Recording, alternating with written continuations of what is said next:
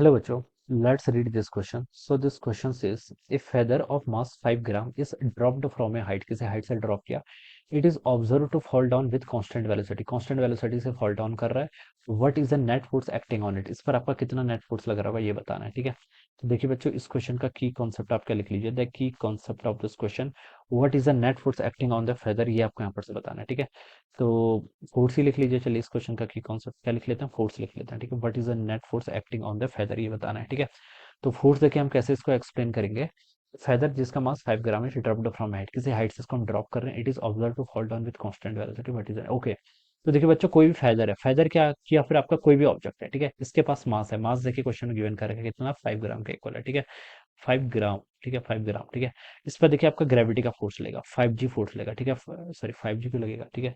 इसका मास मान लीजिए m के इक्वल हमने बोल रखा है, तो इस पर mg फोर्स लेगा डाउनवर्ड डायरेक्शन में, ठीक है. अगर 5 kg फोर्स होता तब मैं 5G लिखता, लेकिन मास 5 ग्राम है, ठीक है. तो या आइदर मैं इसको 0.005G लिखूं या फिर mg लिख लेता हूँ, ठीक है. तो ये तो आपका ग्रेविटी का फोर्स लग रहा है, ठीक है. तो इस पर देखिए नेट फोर्स कितना लग रहा है, डाउनवर्ड फोर्स ऐसे डायरेक्शन में लग रहा है, ठीक है. अब बच्चों इस फोर्स के कारण इस पर फोर्स लग रहा है, तो फोर्स लगा तो बच्चों मैं बता सकता हूँ इस पर फोर्स क्या आपका नॉन जीरो है, ठीक है. फोर्स नॉन जीरो है तो फोर्स किसके इक्वल होता है, मास टाइम्स एक्सीलरेशन. तो एक्सीलरेशन भी क्या होगा, नॉन जीरो, यानी कि इसका कुछ नेट एक्सीलरेशन होना चाहिए. क्या होना चाहिए, नेट एक्सीलरेशन होना चाहिए.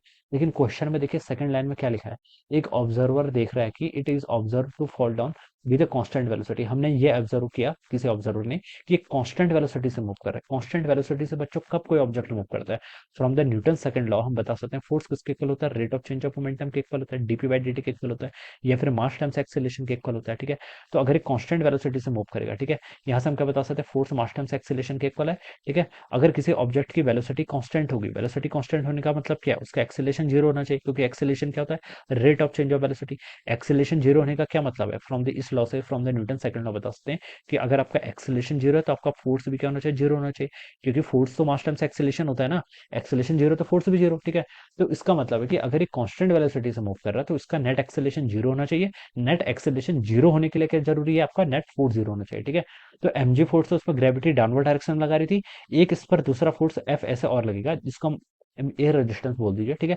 इस फोर्स के कारण क्या लगेगा, इस फोर्स के कारण सच दैट ये F और ये mg क्या करेंगे, एक दूसरे को कैंसिल आउट करेंगे. और इन दोनों का फोर्स का अगर इक्वल मैग्नीट्यूड होगा तो उस कंडीशन में बता सकता हूँ कि नेट फोर्स जीरो हो जाएगा. नेट फोर्स जीरो हो जाएगा तो आपका नेट एक्सीलरेशन भी कितना हो जाएगा, आपका जीरो हो जाएगा, ठीक है. तो नेट फोर्स जीरो होने के लिए आपकी क्या कंडीशन है कि जो आपका फोर्स लग रहा है, जो आपका दूसरा फोर्स लग रहा है जो हमसे पूछा है, वो फोर्स क्या होना चाहिए, आपके mg के मैग्नीट्यूड के इक्वल लगना चाहिए, ठीक है.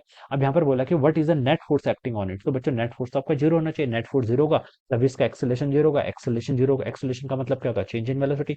तो चेंज इन वेलोसिटी जीरो होगी, वेलोसिटी का चेंज जीरो, इसका मतलब वेलोसिटी कांस्टेंट रहेगी. Alright, so this would be the answer of this question. Okay, so I hope you all understood this concept. All the best and thank you so much.